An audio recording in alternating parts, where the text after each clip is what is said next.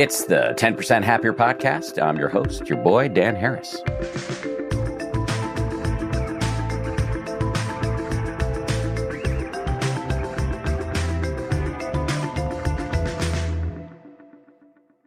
Hello, everybody. Here is a thing you hear people say all the time. At least I hear it all the time. And maybe you've actually said this thing. Here's the thing. I'm so ADD. We throw this term around a lot, but what is it really? What's the difference between ADD and ADHD? How do you know if you have it or if somebody you love, and maybe even your kid has it? And what do you do about it?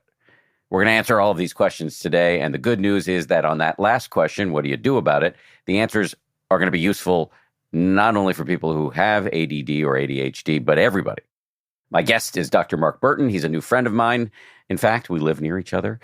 He's a developmental pediatrician and author of several books, including How Children Thrive, Mindful Parenting for ADHD, and The Family ADHD Solution. To be clear, this interview is not focused just on children or parents. It's for everybody. We talk about the difference between ADD and ADHD and the subcategories, hyperactive and inattentive, whether ADHD is a new condition brought on by modern life or something that's been around forever, the difference between being human and distractible and having ADHD, and strategies for managing ADHD that can be used even if you don't have it.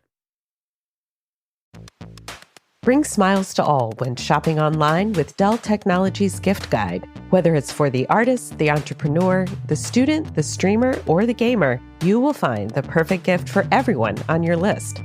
Dell.com/gift guide makes gifting easy with a carefully curated selection of our best tech. Shop now to explore our innovative laptops and desktops and this season's top accessories. Plus, get select savings on impressive PCs like the XPS 13 laptop, powered by the latest Intel Core processors. Visit Dell.com/gift guide today for details and to get a jump on your holiday gift list. That's Dell.com/gift guide. Whenever I travel, and I'm talking about traveling for fun here, experiences are what I usually love and remember the most. That is why I love Viator. They have over 300,000 bookable experiences and something for everybody. You can find everything from simple tours to extreme adventures. Plus, Viator's travel experiences have millions of real traveler reviews, so you can book the best activities for your trip. I was scrolling through the app the other day because I've got a trip to Denver coming up, and I'm thinking about taking my kid with me, and there are all sorts of day trips into the Rockies, Red Rocks, Echo Lake. They've got food tours, ghost tours, Segway tours, a zip line thing. I was also, while I was on there looking around, at stuff I could do in New York City with him. Plenty of cool tours right here where we live, including some excursions into the outer boroughs. Download the Viator app now and use the code Viator10 for 10% off your first booking in the app. One app, over 300,000 travel experiences you'll remember. Do more with Viator.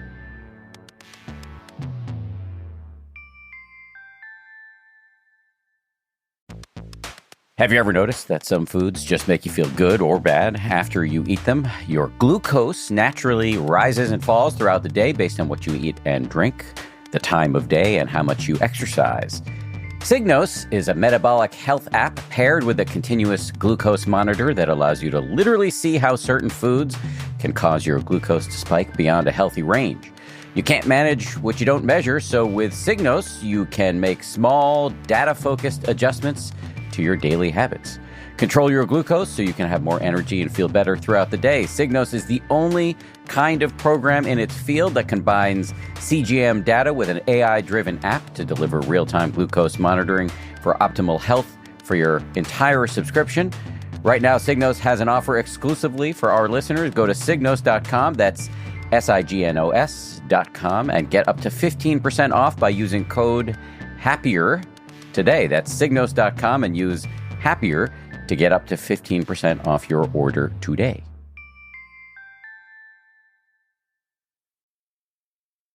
Dr. Mark Bertin, welcome to the show. It's great to be here, Dan. Good to see you. Likewise. It's nice to be doing this in person. Some very basic questions for you to start. Mm-hmm. What is ADHD, and what's the difference between that and ADD? Those are both great questions to start with. The simplest thing to start with is just that we now use ADHD as a term for all of it. So in the textbooks, even though I think Sometimes the textbooks are just meant to confuse people. We now just use ADHD for either the inattentive type or the hyperactive type of ADHD. So really, we're supposed to say ADHD with predominantly whatever type of symptoms an individual has. That may change again in the future, but the basics of it, the reason for that change is that it's so variable. It changes over time. It changes situationally, that they've just decided that ADHD is like a blanket term for everything. So that's the terminology. The most important thing about talking about ADHD probably is reframing it as a condition that affects a really wide skill set called executive function. So for anyone listening, who is living with ADHD, wants to understand who has it or doesn't have it, the way we understand ADHD now is that it is, practically speaking, in childhood initially, a developmental delay of this self-management skill set called executive function, which includes attention and behavior, but also kind of anything that requires management and coordination. So executive function is about long-term thinking and goal setting and coordination, planning. So the simplest way to answer that question is ADHD is a medical disorder that disrupts executive function. That's extremely helpful. I'm going to ask a million questions based on it. But let me just start here. You, I'm sure, and we hear people say to us all the time, and I'm sure this is just a common thing people say in the culture, I'm a little bit ADD or ADHD. How do we know whether we might in fact have ADHD and we're not just saying it in a casual way? Right. I think the most important part of understanding why a diagnosis of ADHD matters is that impairment is part of the diagnosis. And that's really the shorthand, I think, for the difference between like, I'm a little distractible, I'm a little ADD, all that kind of everyday stuff, is that there is a wide range of typical development. Everyone has their strengths, everyone has their stuff they got to work on. To have an actual diagnosis, it has to be chronically impacting life in some way. And that could be academic for kids. It could be work-related in adults. It could be stress-related. It can be relationship-related. The difference between the casual stuff people joke about or maybe even real, it's like impacting life, and an actual diagnosis is that you have to show that it's impacting life in a significant way. Okay, well, that seems to be the difference, because I think a lot of people who complain about being, and I think usually people use the term ADD instead of ADHD, but people who are complaining about being ADD, I'm a little bit ADD, it is impacting their life, or otherwise they wouldn't be saying it. They're finding themselves scattered, their attention diffused throughout the day. They're scrolling through TikTok instead of doing the work they need to do. And so that is an impact, and it's not insignificant. But I think what you're saying is that in order to qualify for a diagnosis of ADHD, the impact has to be reasonably profound. Absolutely. I mean, obviously, people have been distracted forever, I'm sure, in different ways. And in the way we're living nowadays, it's getting more and more significant. And yet, a diagnosis means you have a chronic pattern that's persistent over time and significantly impacting life. So certainly there's degrees of it. But the bottom line is you don't have it if it's not really causing a problem. Given that so many people feel like we're, quote, a little bit ADD, it puts me in mind of recent history of we're now surrounded by these devices that rob us of our attention. And it makes me wonder whether ADHD, as it's properly known in the clinical community, is it a new condition because society has changed so much, or is it a long-running condition that we evolved for and it's just become more popularized in the culture because all of us are having our attention challenged? There's so many questions you're opening up there, all of which are important. On a medical level, ADHD has been described in different ways for a century or more. One of the things I love quoting is a Mark Twain translation of German folktales, one of which was Johnny Head in the Air, and one of which was Fidgety Phil. And when you read those two little poems, it's like they're diagnostic checklists for the inattentive type of ADHD and the hyperactive type of ADHD. And that's from the 1860s, I think. So medically, it's been described for a really long time using different names. And I think one of the most important things for people to just understand about why it's real, it's clinical medicine. It can certainly be misdiagnosed. The risks of the disruptive, the more external type of ADHD being misdiagnosed is higher, but the risk of the inattentive type being missed completely is also true. So misdiagnosis cuts both ways. It can be overdiagnosed. It can be underdiagnosed. two facts really help summarize the reality of ADHD. First of all, the genetics of ADHD are usually quoted as being somewhere around the same genetic heritability as height. So there's a lot more research to back that up, but I think that one fact sort of hits home how this is a real medical condition. And then in spite how people tend to look at it as being new to our society or demographic or all these different things, in controlled studies, it tends to be very consistent in its rate. It's around 1 in 15 almost anywhere they've looked. 1 in 15 people have it. Absolutely. And that goes across, different parts of this country, different parts of the world. I mean, that number goes from maybe 4 to 8%. The number varies a little bit, but that's basically the typical finding, and it's consistent. So would it be fair to say 15 out of 15 of us struggle with distraction on occasion, but only 1 out of 15 of us actually has ADHD? Yeah, that's about right. And I think it's an interesting thing that comes up sometimes talking to people with ADHD too, is just recognizing that distractibility, happens for everybody. It's normal with or without ADHD. It's just there's a whole lot more of it if you have ADHD. If I'm listening to this and I've wondered my whole life, does ADHD describe me? How do I know? I mean, one of the things I think this has to do with the internet era of just too much information being on there. And some of it is going to find someone who's an expert to help talk you through it, because you don't necessarily want to be figuring it out on your own. If you go to a clinician, what they're going to be trying to confirm, although it's much harder in adults than kids, is that it's a persistent pattern. It shows up differently over time for different reasons. Your brain matures into your 20s. It's changing. You're trying to prove a trait, basically. So it's a persistent pattern that's been around most of life in one way or another is one part of it. And then you have to show that that persistent pattern exists to the point you're causing yourself chronic issues of some kind. What those issues are can be pretty subtle, especially in adults. I mean, a lot of people with ADHD are very successful, but it's undermining them in other ways. So the answer is go see an expert. That is good medical advice in general, I think. You don't want to be figuring it out from a checklist online all the time. Although you do have a vested interest in making this good. It's true. You don't have to come see me, but you should go see somebody who understands ADHD to help talk it through with you. Right. So for myself, I've struggled with attention issues since I was a little kid. But even in talking to you, I'm realizing I don't need to go see an expert because it doesn't even come close to meeting the level of persistent and profound that you're describing. And so I realize, like everybody, I have my distractibility, but it doesn't sound like I am qualified for a clinical diagnosis. I wouldn't want to sit here and make a diagnosis for you right now. But I would say the one thing to think about a little bit for you or for anyone else is that some of the subtleties are not some of the typical markers people think for ADHD. It's not like you have to be failing out of school.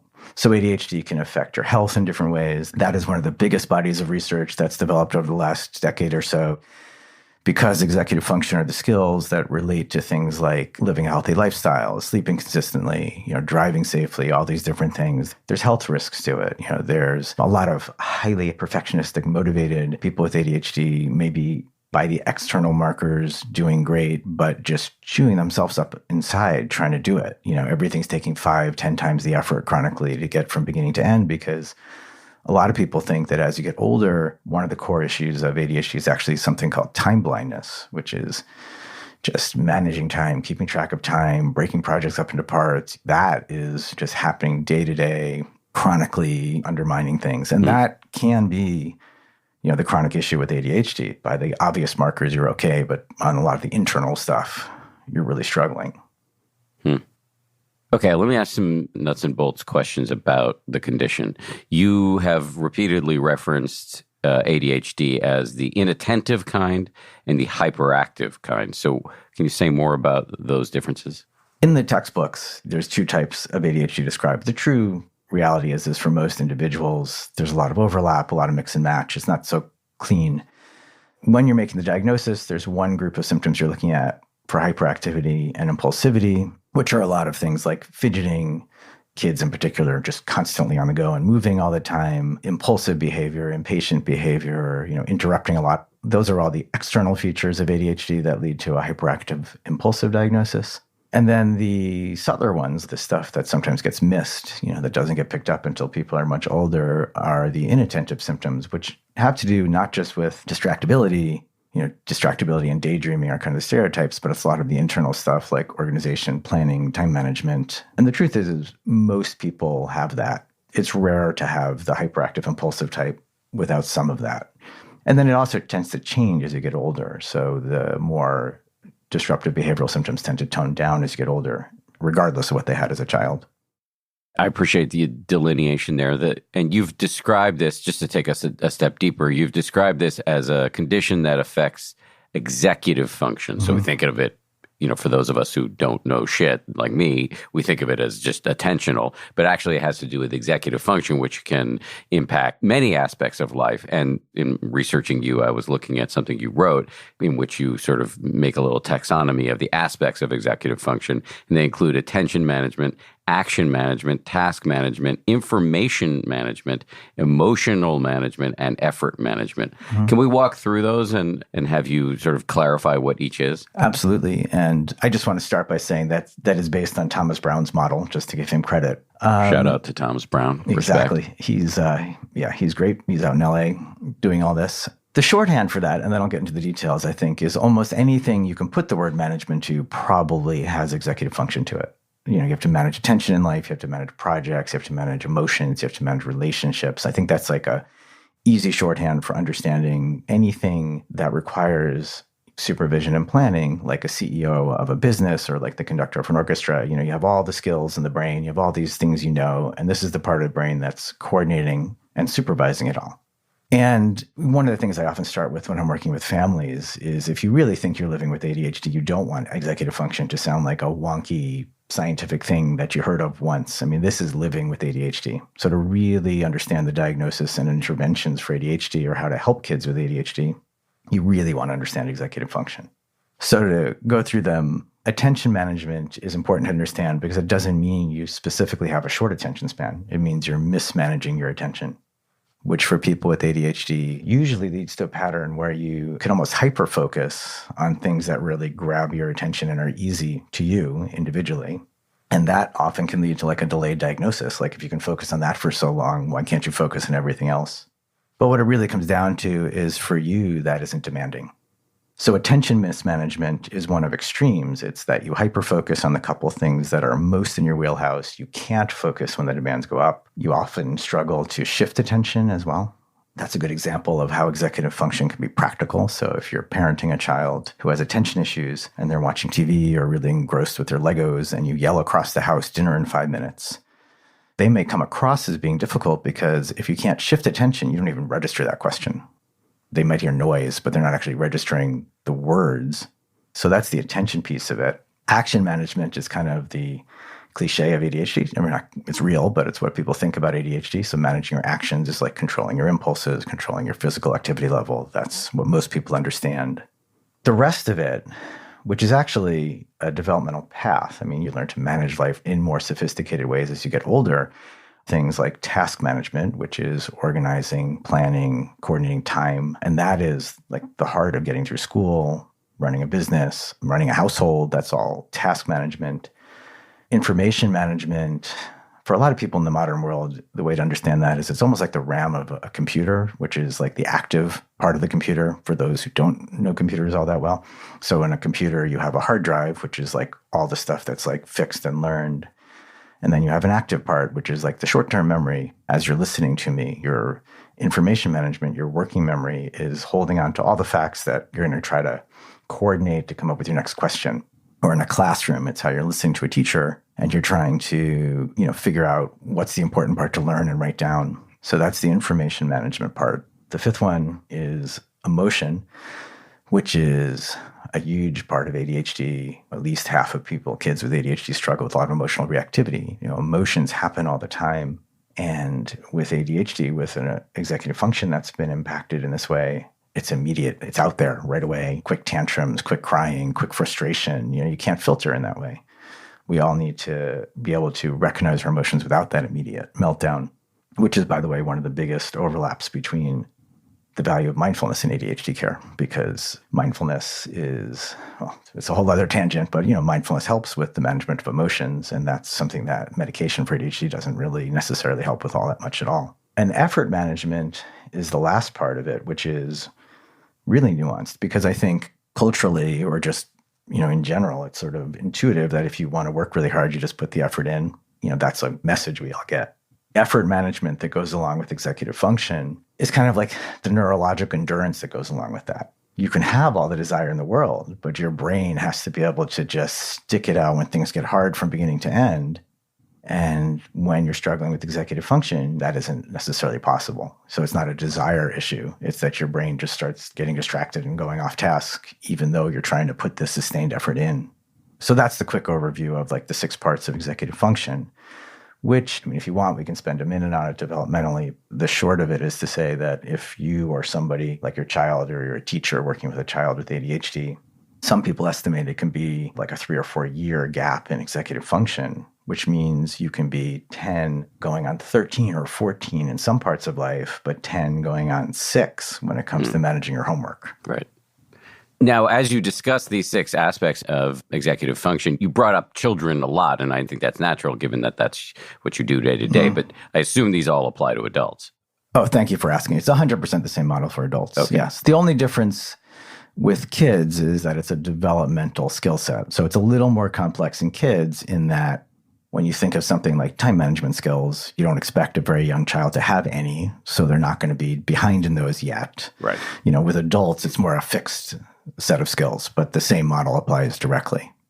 So now, as I listen as somebody, I'm reasonably confident I don't have ADHD, but as I'm trying to channel some of the 14 out of 15 folks who don't have ADHD and nonetheless feel like they have challenges in all of these areas, I can project myself onto all 6 of these areas of executive function and say, Right. yeah, I screw that one up on the regular too. So how do we compute that if we're in what we might call the worried well, but likely not clinically diagnosable? I think there's a couple of things to think about. Actually, I just want to clarify one thing, by the way, that 1 in 15 numbers in childhood. It's a little less than adults, I think most people would quote. Again, for individuals, it really comes down to being 2 things, I think. I think, there is unfortunately a lot of judgment that is, I think, unnecessary related to the concept of ADHD in people. So people are often avoiding it, or they don't want to go down that path and consider it. So part of it is just that idea of non-judgmental awareness, a little bit of just looking at, am I struggling in some area of life? And then if you are struggling in some area of life, if something just seems like I am constantly being undermined by this, if it has to do with executive function, then it's probably worth digging at more. So I think it always comes down to that, life is challenging and we're all going to get distracted sometimes, and we're all going to get swept away and make a mess of our schedule sometimes, but it shouldn't be happening all the time. Got it. Okay. Just to repeat that back to you, it is completely natural to suffer from dysregulation in any of these 6 areas of executive function. I might start tasks and get distracted from them. I might forget information that I've been given. I might lose my shit sometimes. So that would be emotional mismanagement. But that doesn't mean I have ADHD. That just means I'm a human. Oh, totally. And I think in fairness to people who have ADHD, that's what's often misjudged of them in essence. Because everybody does this sometimes. Somebody says they have ADHD, it's easy to dismiss it. But the difference is when you have ADHD, it's just always there. It's a real intense struggle that people have been living with for a long time. And one of the best one-line descriptions of ADHD, which has a lot of implications, is that it's not a disorder of not knowing what to do. It's a disorder of not doing what you know. And that has huge implications for people growing up or adults of like, yes. You go into a situation and you have a really good idea of what your intentions are and what you should do and how it should play out. And then because your brain manager is not doing its job well, things go off the rails anyway, which again happens once in a while for everybody, but you shouldn't grow up that way. It shouldn't be just like, this is life. Right. Just to stay on this point, because I'm trying to help the listener think about where they are here. I am writing a book. There are some days when it's like, oh, TikTok, let's look at TikTok, Okay. But most of the time I write the fucking book. It's like Right. I do the thing. I don't enjoy it, but I do the thing. I Right. stick to the task. Yes. And so do I, like anybody else, get drawn into emails or somebody calls me and I'd much rather talk to this person than figure out some problem in a paragraph on page 112? Absolutely. But there's a pretty clear delineation between a chronic, intractable problem and a normal human tendency. I think there is. There's one thing you've alluded to a couple of times that's worth touching on too, which is when it comes to technology, we're all undermined by that. It's an attention-driven economy. It's probably under-discussed how much they're working to make sure it grabs your attention and it's disruptive in a way. And one of the things that happens is if you have challenges with those skills to begin with, it actually undermines you even more. High schoolers nowadays, when they're doing homework, quite often they're doing homework and they're doing all the things you're talking about too, right? They're on TikTok a little bit and they're FaceTiming with a friend and they're jumping around. And that is totally inefficient and not a great way to get work done. But if you have average or strong executive function, you still get it done, right? The distraction happens. It's imperfect. You'd be even better off if you didn't do it, but because you have strong executive function, you still get to the end point anyway. And what's often happening is within that friend group, somebody with ADHD is just trying to keep up with their friends, but every distraction takes 5 times as long. And every time they lose touch with what they're doing, they don't even remember what they're supposed to come back to. So it's undermining those kids even more than it would, everybody else who's having these challenges. Coming up, Dr. Mark Bertin talks about strategies for people with ADHD that all of us, even people who don't have it, can use to support executive function.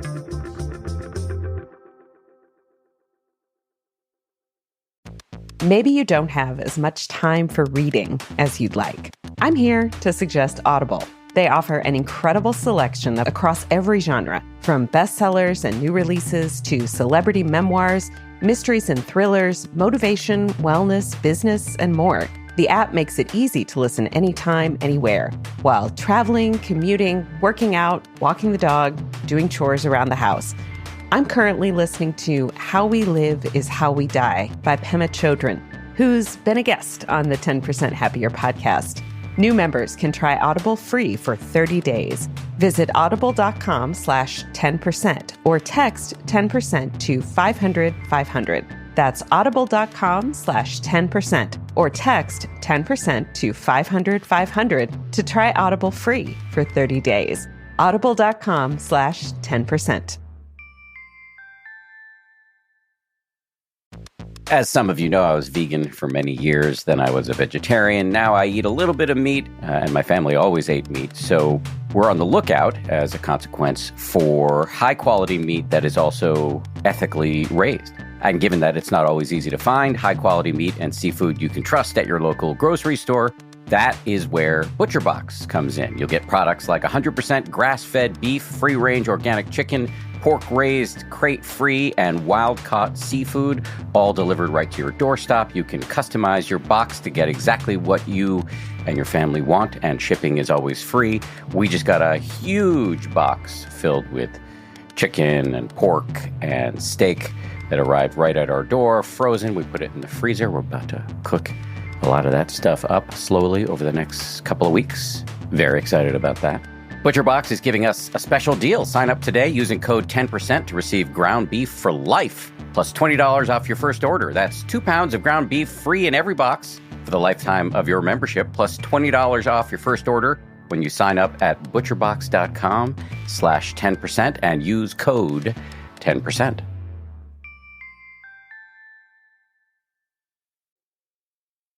And don't miss out in celebration of Sharon Salzberg's new book. We've made her course on loving kindness, which we call 10% Nicer, free over in the 10% Happier app until October 23rd. Download the 10% Happier app today, wherever you get your apps, and get started for free.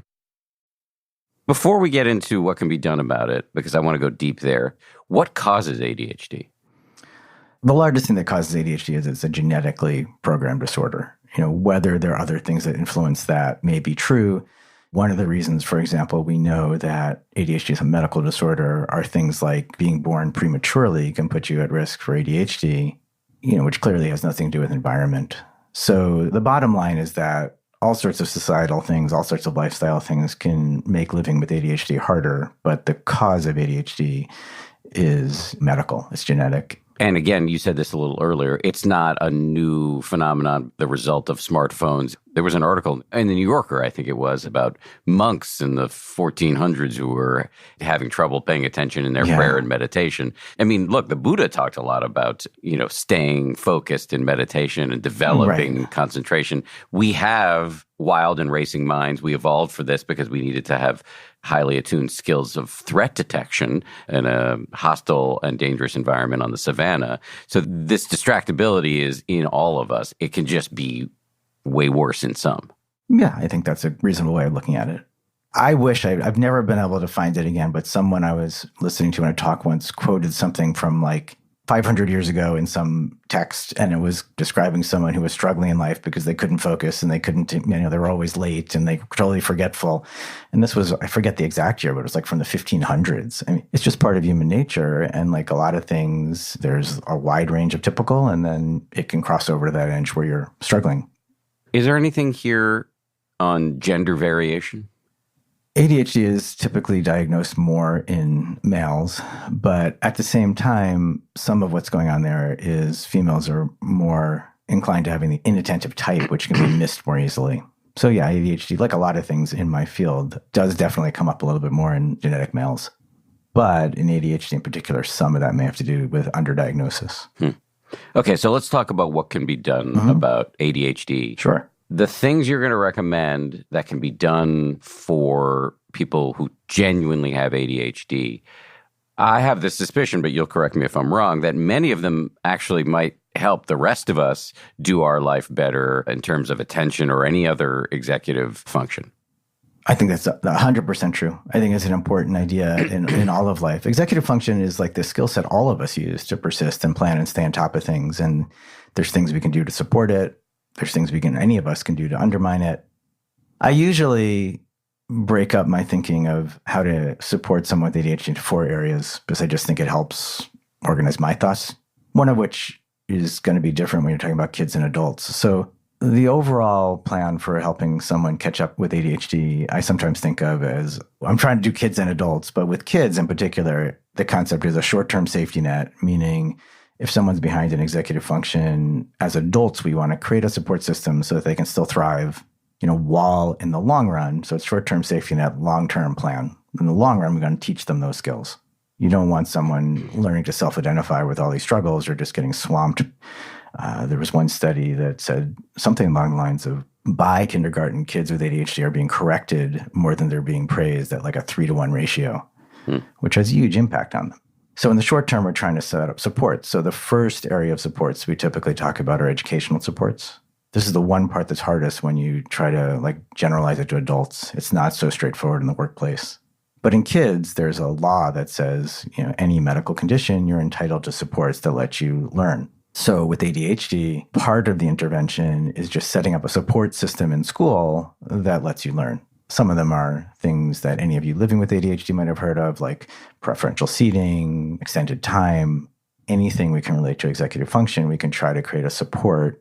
People sometimes worry those are going to come across as like a crutch, but the truth is kids so want to be independent, almost all of them, even if they don't look like it, that as long as we're looking for an opportunity to get back out of the way, they'll thrive, they'll become independent. So you help them initially with all of their planning on their projects because they have no idea how to plan on a project. Then eventually they pick it up on their own. That leads more into, I think, what you probably want to be talking about, which is sort of outside of the school setting or in general for anybody, how do you work on executive function skills? And there's several different things to think about. The larger level of what are your resources out there? And then there's the detailed level of how do you do it?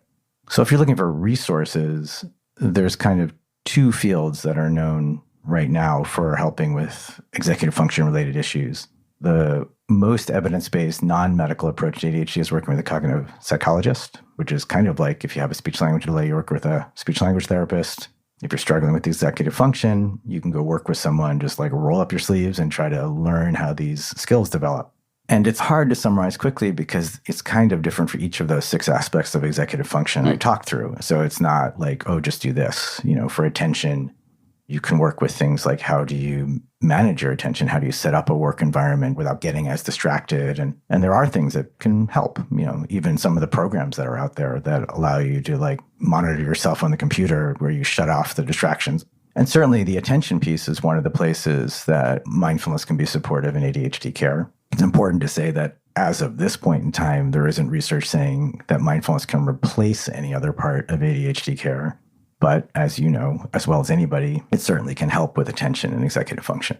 The task management part of ADHD, that almost overlaps a lot with really the science of habit formation. So when you're struggling with task management skills, that's best looked at as like a skill set. There isn't like a miracle to getting on top of it as much as a lot of hard work. So the concept in ADHD care is often called externalizing the system. And it really just means recognizing that something like procrastination when you have ADHD is a really complicated, hard thing to overcome. You know, if it was just as easy as like start sooner, you wouldn't have ADHD in the first place. It's one of those like judgmental things people with ADHD come up against quite often of like, just stop procrastinating. Don't. It's like that implied message, like if you cared enough, you wouldn't leave it to the last minute, underestimates the fact that losing track of time, managing time, avoiding effort, these are all symptoms of ADHD. So for the task management part of ADHD, it comes down to, like a lot of challenges in life, awareness. So you have to start from recognizing like, this is executive function. I'm not a procrastinator. It's that I have ADHD and I can't help myself but to procrastinate, and really try to tease out, where am I struggling in this? What do I have to do differently? So for that part of it, it's a lot of direct skill building. And a cognitive psychologist can help with that. There's also a rapidly growing field called an ADHD coach that can help with it. Around emotion, that's another aspect of executive function where clearly the interventions have to be different. Learning to manage your emotions differently, I would say, touches on several different aspects of things you can try. Therapy can help. Obviously, one of the most profoundly life-changing parts of practicing mindfulness regularly is, really can shift how you're managing your emotions. There's at least one study showing that's specifically effective within ADHD care. It is one of the places that medications can be helpful too. So in terms of how are we going to work with executive function, I think you have to look at the larger picture of how am I structuring my life and can I work with it on that level, and then also the interventions that are possible. Even as I'm saying it, it sounds simpler than it is. If you have an actual condition like ADHD, the ideas are easy, but the implementation is hard. It takes a lot of work. One thing that's very important to say about ADHD is executive function skills are your planning skills. So very uniquely, ADHD gets in the way of ADHD. Right. I was just going to say, in order to attack ADHD, you got to figure out which of these 6 areas of executive function am I struggling with, and then I need to go talk to experts in each of these areas. In other words, what needs to happen in order to address ADHD is to have a good executive function, and you already don't have a good executive function. 100%. It's so hard. I talk about that all the time. It's really, ADHD is a planning disorder. So if you have ADHD, you're undermining the plans to manage your own ADHD almost inherently. So you can overcome it, but it really gets much harder because of that. There's a whole national issue with like resources and being able to afford this and being able to get in the door for it. But it's certainly, if you can collaborate with someone, it makes it a whole lot easier. Collaborate with somebody. Like having a therapist or having a coach or somebody who directly can support this, because almost by nature, when you have ADHD, you're struggling with planning, like you said. Right. Well, if you're a kid, you've got your parents, hopefully. Well, it's a little subtler than that. The two things are the fact that most or many families of kids with ADHD have at least one parent with ADHD is certainly routine and needs to be acknowledged. Yeah, of course. And that makes it really, again, same thing you're saying. If you're a parent struggling with executive function, that makes it harder to do a lot of these things, but much easier if you acknowledge it and it's sort of part of the discussion. Most clinicians working with ADHD are aware of that. But the subtler thing, I think, with parents is letting go of just like all the preconceived notions many of us have of things, because executive function often looks like it has to do with motivation and effort and caring, and realizing like, oh, this is ADHD. Within the last year or so, I had a family I saw who came back after we had done nothing but talk. Like I had met them a few times and we decided on the diagnosis, and they came back and one of the parents said, things were already better at home. And I could tell they were joking around. And I said, well, we haven't done anything yet. Like, why isn't anything better at home? And she said, well, I sort of recognize now that when he's yelling and screaming and stuff, he doesn't mean it. It's just his executive function. So, it doesn't mean that's any better at home, but I don't blame him for it anymore. That's huge. And that's huge. That changes everything. So I sometimes ask people, when kids have ADHD, there's almost like a mental exercise you can do of looking at a problem and imagining, like, what if this was all executive function?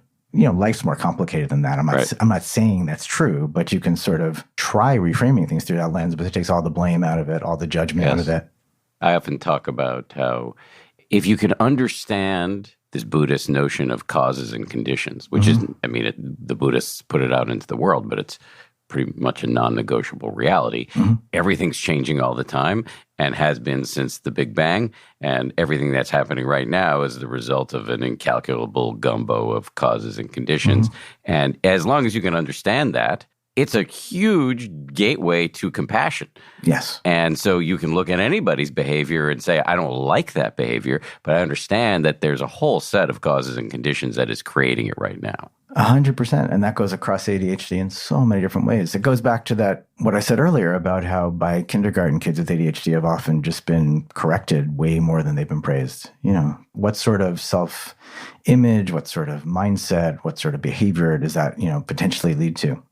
The same thing goes for emotional reactivity. If somebody yells and somebody yells and screams back, what happens? It's very rare in life that when yelling and screaming starts, that leads to a lot of calm in a household. And it's hard. Every parent screams once in a while. But you can, like you're suggesting, start looking at the cause and effect of it and realize, like, okay, if on my end I can work on just not throwing fuel on that fire, it's going to help over time. And that's really hard as a parent, but has a lot of value when it comes to ADHD.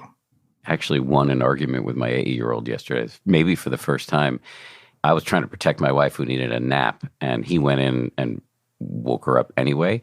And I had a few stern words with him about it. And later he said to his mother, well, Daddy yelled at me for doing that. And I said, I did not yell at you for doing that.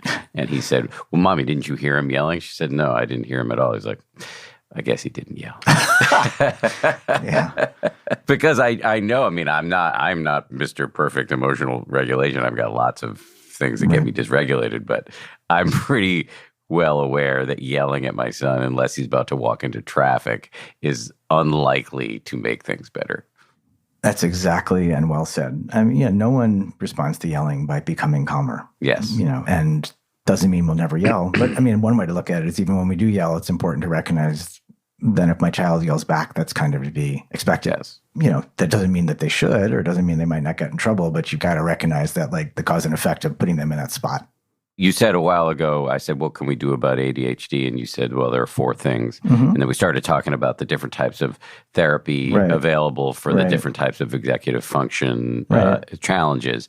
If I don't have ADHD, or I'm pretty sure I don't, and I do hear myself in these challenges of like, task management, sometimes I'm not so good at emotion regulation, I would imagine going to see any number of these same therapists would also be good for me. Yes, I think all of the non-medical side of ADHD really could support anybody. As it turns out, strong executive function skills help any of us stay resilient and stay on top of things. So there are ways we can work on our own in different ways, whether that's just working on time management, and the more refined we get at that, life gets easier. It can be working on our emotions because that's beneficial. That's true for anybody. And if parents follow these kind of structured lead with positive feedback and be sure you're clear about your limits type approaches to parenting, that helps all kids for lots of different reasons, helps relationships. So I think it's definitely true that anything any of us can do to keep our executive function strong and learn to just be more effective and less stressed by managing day-to-day life will help any of us stay resilient. I think executive function to me is actually part of what goes into being resilient, which is kind of what we're all looking for in life to some degree, the ability to just manage day-to-day life. And if you look at what goes into resilience as a whole, some of it has to do with relationship, having steady, healthy relationships in life. Some of it has to do with what's sometimes talked about as mindset, which is like really valuing our effort in any situation. And I think, like you said a few minutes ago, the third part of resilience to me is executive function, because there's just the nitty-gritty of like when stuff happens, we have to problem solve and figure out how to navigate it. So everything I'm talking about supports everybody, just it becomes more vital for ADHD. Although I think we've only gone through two of the four things I was going to say about building executive function. Let's keep going. So the third one is relatively new in the field, wasn't talked about much when I started. And this is one of those vicious cycles that I think goes for all of us, is the health part of ADHD. Or to put it in the context of something more general, of executive function. Executive function is how we sustain routines and stick to longer-term goals, which means that it's related to things like sustaining our sleep routines, sticking to exercise routines, healthy eating. This goes for all of us, although it's stronger with ADHD. As those routines fall apart, that undermines our resilience and executive function all day long. And then they sort of double back on each other, right? So then you're in a really bad sleep routine and you're not really exercising. So your mood goes and you're tired and wiped out. Your executive function isn't as strong as it was. And then you get swamped by stress, which undermines your executive function, keeps you up late at night. And that cycle is really foundational for all of us. I do think that in the middle of everything going on now, there's so much intensity and so overwhelming sometimes. Sometimes I think about it as like the modern science of getting back to the basics. Staying resilient isn't like rocket science on some level. There isn't like some miracle drug we can take or do to take care of ourselves. In many ways, it's that idea of like, well, wait, to be resilient, we have to take care of ourselves in some of these basic ways that we're often pulled away from long stretches of time. So that's true for everybody. And it's particularly true with ADHD. That's one of the bigger bodies of research in ADHD. Recently, Russell Barkley did a long-term study showing that ADHD really does undermine your physical health over time if you don't manage it, not because of some direct effect, but because when you're struggling with executive function, it impacts all these other things, puts you at risk for unhealthy habits, substance abuse, driving issues, undermines relationships, which are then part of resilience also. I mean, all these things start accumulating. So that's the third area of life to look at, hard to manage, but available to anybody. And then the fourth one is, I think it's really important to understand the role of medication when it comes to ADHD, at least. So the short of it there is I think it's completely unfair to people living with ADHD how they've been portrayed and marginalized. The short version of medication for ADHD is used appropriately for someone with ADHD. They've been around about 100 years. They're incredibly safe and effective if they're used appropriately. A lot of the things that are portrayed as definitive side effects are actually side effects. They're manageable. So the actual success rate is quite high. At least somewhere around 4 out of 5 people with ADHD can get some benefit from the medication without significant side effects.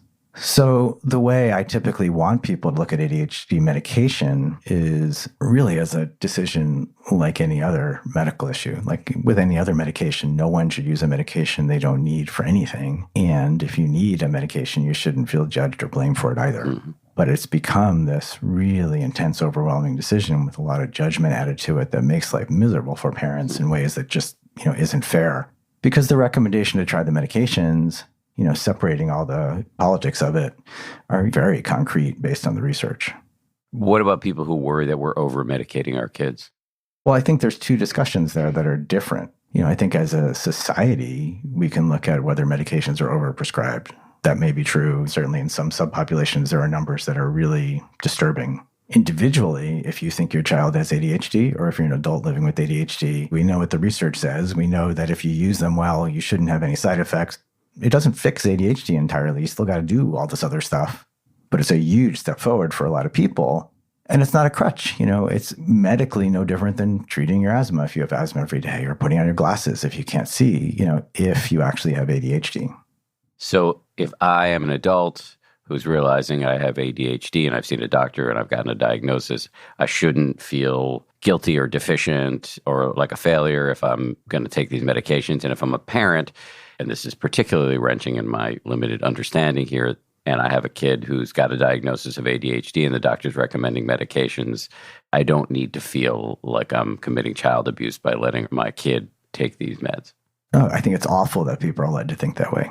I mean, it's a hard enough decision without that. Who wants their kids on medications for anything, right? I mean, it's scary and upsetting for any chronic condition to be told, like, your child's going to need to take this for a really long time. So to add those layers of judgment and stuff is totally unfair and just, makes things harder for everybody.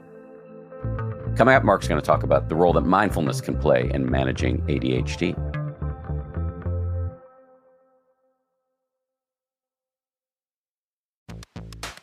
Life insurance is one of those things that you know you should have, especially if you've got loved ones who depend on you, but it can be extremely confusing to figure out all the details. Also, maybe a little boring. Luckily, Policy Genius makes finding the right policy simple. Even if you've already got a life insurance policy through work, it may not offer enough coverage for the needs of your family, and it may not follow you if you leave your job. With Policy Genius, you can find life insurance policies that start at just $292 a year for $1 million of coverage. Some options offer same-day approval and avoid unnecessary medical exams. Policy Genius has licensed, award-winning agents who can help you find the best fit for your needs, and they have thousands of 5-star reviews on Google and Trustpilot. Your loved ones deserve a financial safety net. You deserve a smarter way to find it and buy it. Head to policygenius.com to get your free life insurance quotes and see how much you could save. That's policygenius.com.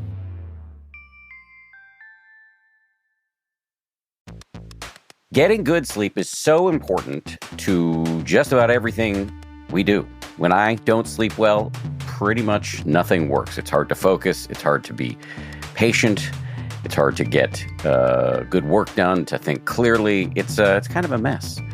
A Sleep Number smart bed might be just the thing to help you get the high-quality sleep you need. From adjustable firmness to new temperature benefits, Sleep Number smart beds help you sleep just right. 94% of Sleep Number smart bed sleepers report better sleep quality versus a non-smart bed. Why choose a Sleep Number smart bed? So you can sleep at your ideal firmness, comfort, and support. And now save up to $500 on the new Sleep Number smart beds, plus special financing only at Sleep Number stores or sleepnumber.com. See store for details.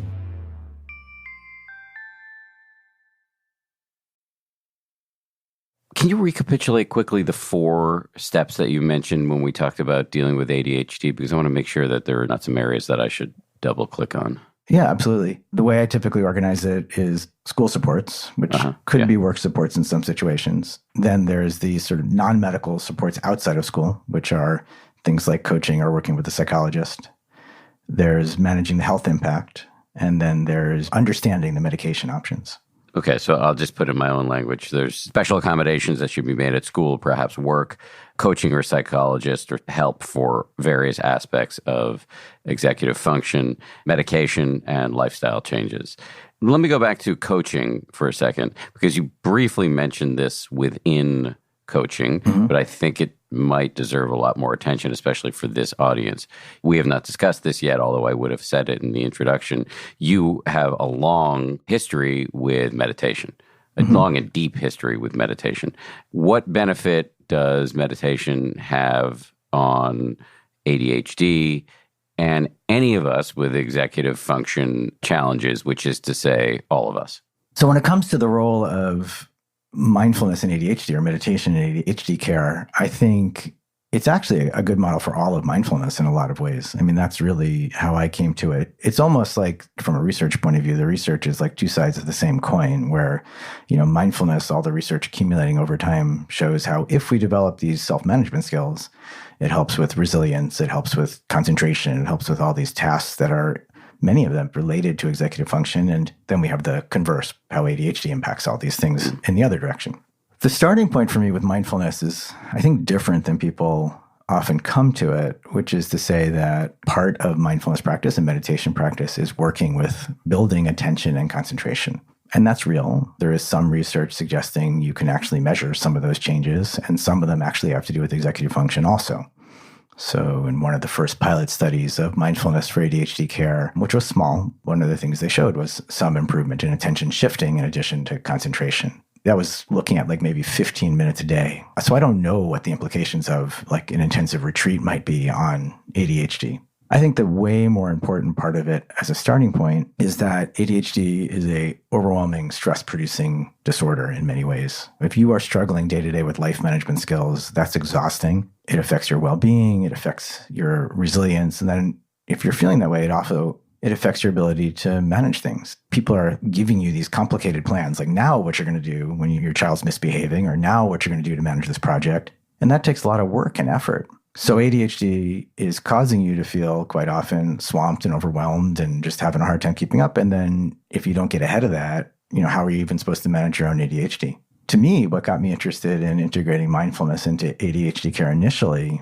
was stress management and resilience. It was just, to me, totally underaddressed. You look at a family, parents of kids with ADHD are at risk for anxiety and depression and marital stress and all these things that are going to just undermine all the different things we've been talking about today. So as a starting point for why mindfulness can be so powerful in working with ADHD, it has to do with, I think, what is, one of the more foundational premises of the practice in mindfulness to begin with, which is we can develop the traits that help us relate to whatever challenges are going on in life with as much skill as we can muster, which then helps us manage those challenges, right? It doesn't fix the challenges, but it sets us up to manage them better. And that's the starting point for me of mindfulness in ADHD care. Can we learn to develop patience and resilience in a way that helps us then do whatever next has to be done? So that's part one. And then part two is the attention piece. And then the third thing, I think, which is incredibly valuable with mindfulness in ADHD care, is the sort of the second wing of the practice, which has to do with the development of self-compassion and compassion, in that if you're going to feel good about yourself and thrive in life, you often have to manage, any of us, the idea of the inner critic, which I imagine is something you brought up before. There's this intrinsic self-judgment that is just part of life for all of us, but it gets totally blown out of proportion when you're struggling chronically. I alluded to that Russell Barkley quote of, quite often with ADHD, you know exactly what you're meant to be doing and you're just not getting it done. And that begins to impact things in huge, huge ways. So that aspect of mindfulness in ADHD care can also be life-changing. There's Kristin Neff's work about directly using self-compassion practice as its own freestanding mindfulness practice. I feel like any mindfulness practice has self-compassion and compassion kind of as part of it if you're practicing it fully. And that's, no small thing to be able to work with that self-criticism or the conflicted feelings you're having, living with somebody else with ADHD. That third piece of things also changes things a lot. Let me just jump in and provide some definitional support for people who are new to the show. It's possible we're going to have an influx of new listeners attracted by the title and don't know much about mindfulness or self-compassion. And I apologize to my longtime listeners who will know all of this, but I just want to serve everybody if I can. Mindfulness meditation, for the people who are new to it, is often practiced by sitting, close your eyes, although you don't always have to. Bring your full attention to one thing that's naturally occurring, like the feeling of your breath coming in and going out, or sounds in the environment, or the feeling of your body on the chair or lying down or whatever. And you try to bring your full attention to this one thing, and then every time you get distracted, you start again and again and again. A lot of people think getting distracted is proof of failure, but it's actually proof of success, because the whole point is just to get increasingly familiar with how wild your mind is, so that when you're ambushed by anger or a desire to eat a sleeve of Oreos off the cushion in your real life, you're not so owned by it. So that's the quick and dirty mindfulness meditation. Self-compassion, developed by a person who's a personal hero of mine, Dr. Kristin Neff, been on this show many times. You can go back and listen to her episodes. We'll put the links in the show notes. And self-compassion incorporates some mindfulness. In other words, you have to be aware of what you're feeling at any given moment in order to apply what I'm about to describe. So you have to be mindful of your emotions. Often those emotions are like self-loathing, self-criticism, shame. And then you do this counterintuitive thing, which is, instead of tripling down on the aforementioned toxic emotions, you actually send yourself good wishes, which may seem just unbearably cheesy and saccharine to people, but there's a ton of data generated in large measure through the work of Kristin Neff and her colleague, Germer, who's also been on the show before, where if you can stop, if you use your mindfulness to be aware of a moment of suffering, that's the first step. The second step is to recognize that you're not the only person in the world feeling this way right now. There are unquestionably tens of millions of people who are having this struggle literally right now. You can feel connected to a larger community of sufferers. And the third is to actively send yourself good vibes, which, again, this is where people like me get hung up. But putting your hand on your heart, giving yourself a hug, some sort of supportive self-touch, and talking to yourself the way you would talk to a friend or a child who is suffering similarly. Right.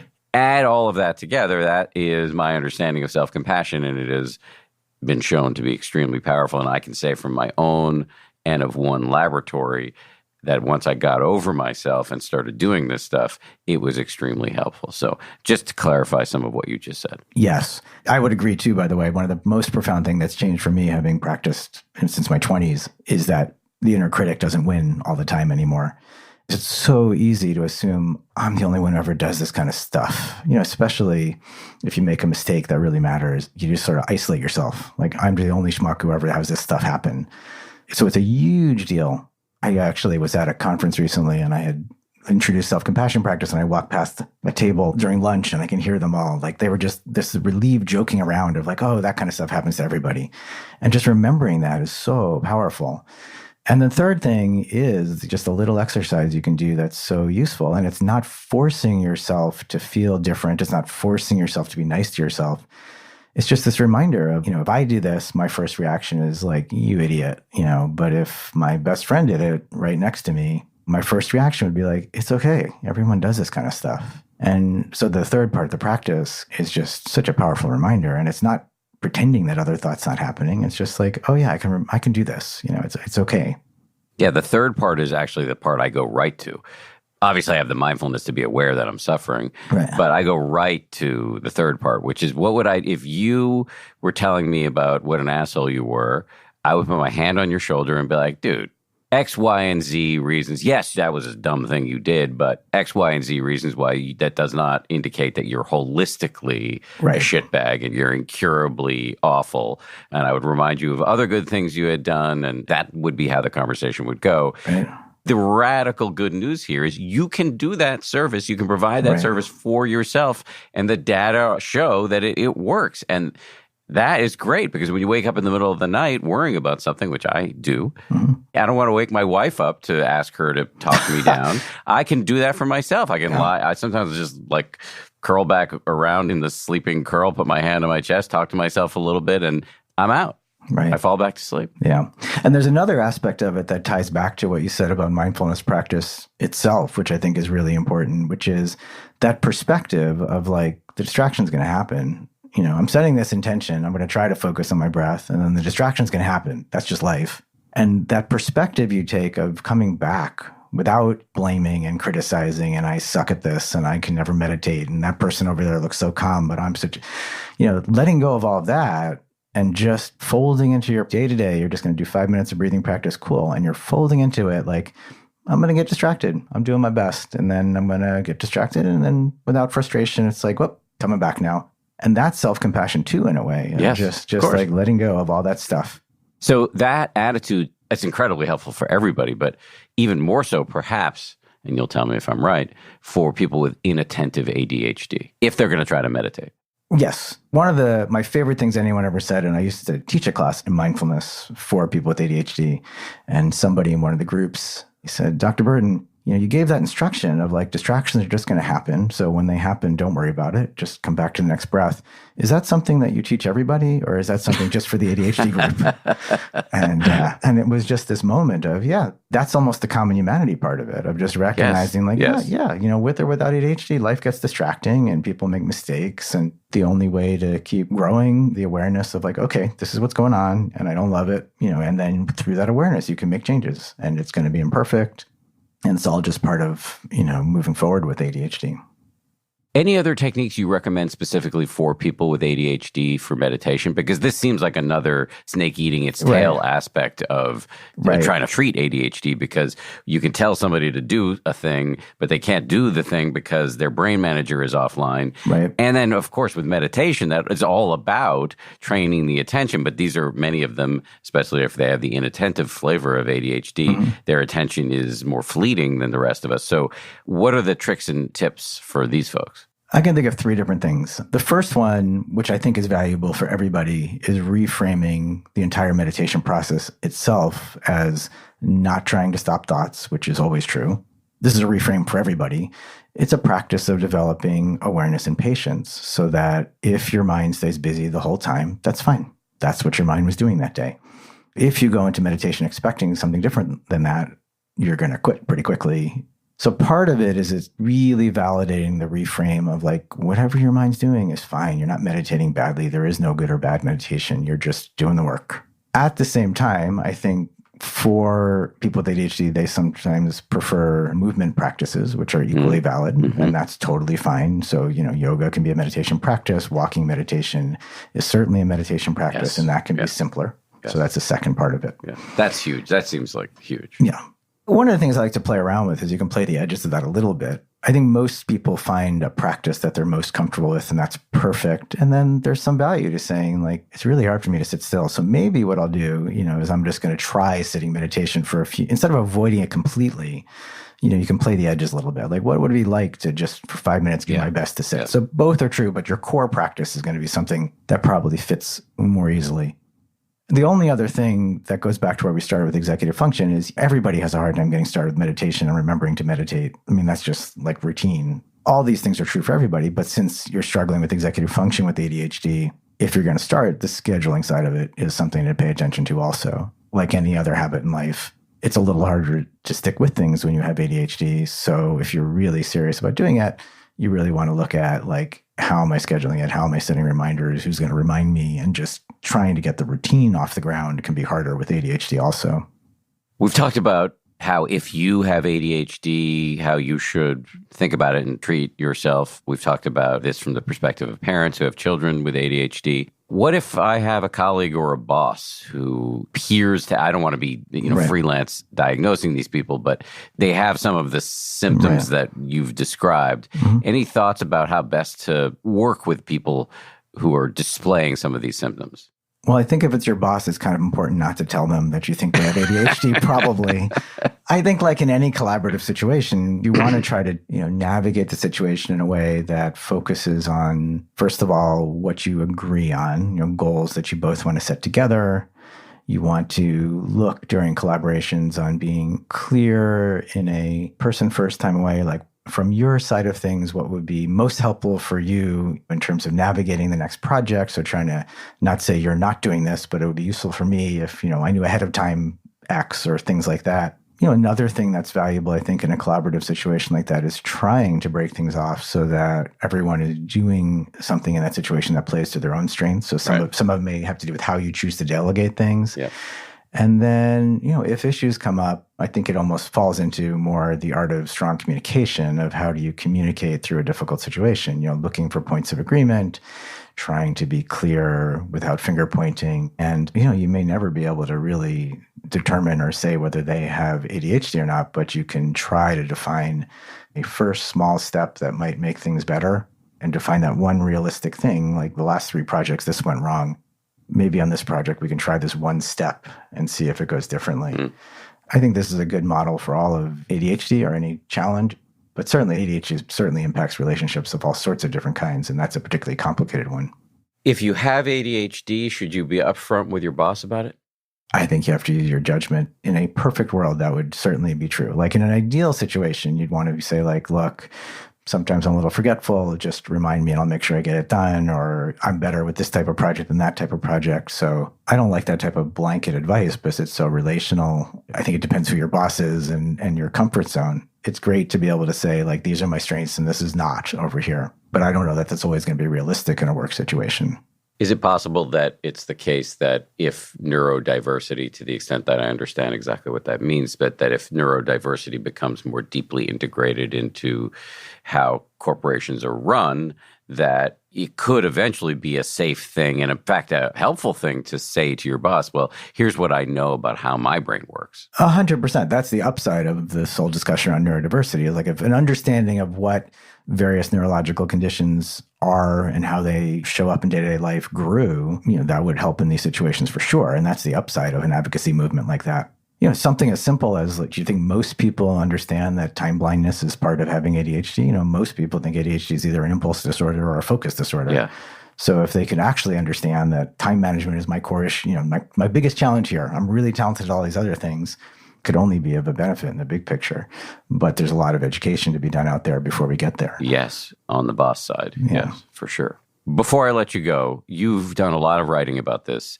Can you please plug your books and any other resources you've put out into the world so that people can go access them? Sure. Thanks for asking. I've done 3 books specifically around integrating mindfulness into ADHD care, the Family ADHD Solution, and then a workbook called Mindful Parenting for ADHD. My most recent book was actually in collaboration with someone who's done research with Kristin Neff. So it's Self-Compassion for Teen ADHD. And then I did write one book called How Children Thrive, which is actually looking at this concept of understanding executive function in general child development and why that's useful in raising resilient kids. I have various classes available mostly on Insight Meditation Timer right now. And then I have a lot of other stuff just I have posted on my website. I try to keep my website itself, which is developmentaldoctor.com, kind of as a resource hub of valid information. We'll put all these links in the show notes. I should have, if I was a professional interviewer, I would have asked you this at the beginning. I'm just curious. Do you struggle with ADHD? And is that why you've gotten so interested in it? Or did you just want to treat kids and saw that this was a huge issue? No, I don't have ADHD, but I grew up around the field of special education, really. And we're sort of working in the field of special education in various ways since I was a teenager. Strange question to ask last. Harris. You can cut and paste it. Dr. Mark Bertin, thank you very much for doing this. This was great. Thanks for letting me be here.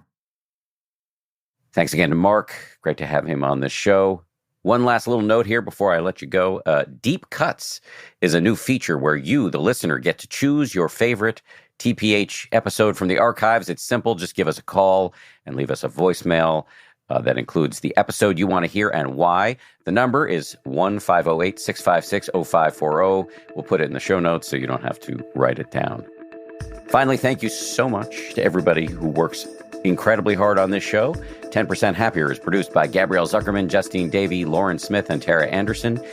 DJ Kashmir is our senior producer. Marissa Schneiderman is our senior editor. And Kimmy Regler is our executive producer. Scoring and mixing by Peter Bonaventure of Ultraviolet Audio. And Nick Thorburn of Islands wrote our theme. We'll see you all on Friday for a bonus.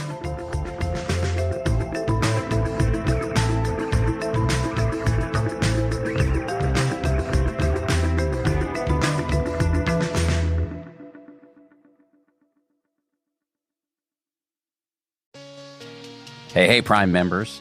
You can listen to 10% Happier early and ad-free on Amazon Music. Download the Amazon Music app today. Or you can listen early and ad-free with Wondery Plus in Apple Podcasts. Before you go, do us a solid and tell us all about yourself by completing a short survey at Wondery.com/survey. What if we told you that there's a darker side to royalty? And more often than not, life as a prince or princess is anything but a fairy tale. I'm Brooke Sifrin. And I'm Arisha Skidmore-Williams. And we're the hosts of Wondery's podcasts, Even the Rich and Rich and Daily. And we're so excited to tell you about our brand new podcast called Even the Royals, where we'll be pulling back the curtain on royal families, past and present, from all over the world. On Even the Royals, we'll cover everything from stories you thought you knew, like Marie Antoinette, who was actually a victim of a vulgar propaganda campaign which started a wild chain of events that led to her eventual beheading. Or Catherine de Medici, who was assumed to be responsible for one of the most devastating massacres in French history. But in reality, she was a mother holding on to her dying dynasty. Royal status might be bright and shiny, but it comes at the expense of everything else, like your freedom, your privacy, and sometimes even your head. Follow Even the Royals on the Wondery app or wherever you get your podcasts. If you don't want to wait for more episodes, join Wondery Plus today to listen exclusively and ad-free. Hey, it's Guy Raz here, and on my podcast, How I Built This, I talk to the founders behind some of the world's biggest and most innovative companies like Starbucks, Google, and Patagonia. And together, we discuss all of the skills these leaders have learned along the way, like how to solve complex problems and how to lead through uncertainty. But How I Built This isn't your average business podcast. By tapping into the hearts and minds of entrepreneurs, we better understand how they use adversity as fuel to help them persevere through challenges or overcome setbacks and achieve their goals. And these aren't just conversations about the past. My guests and I also explore the novel and world-changing ideas they're pursuing right now. The goal of our podcast is to inspire you to approach challenges like they're opportunities, just like an entrepreneur. So check out How I Built This on Amazon Music or wherever you get your podcasts.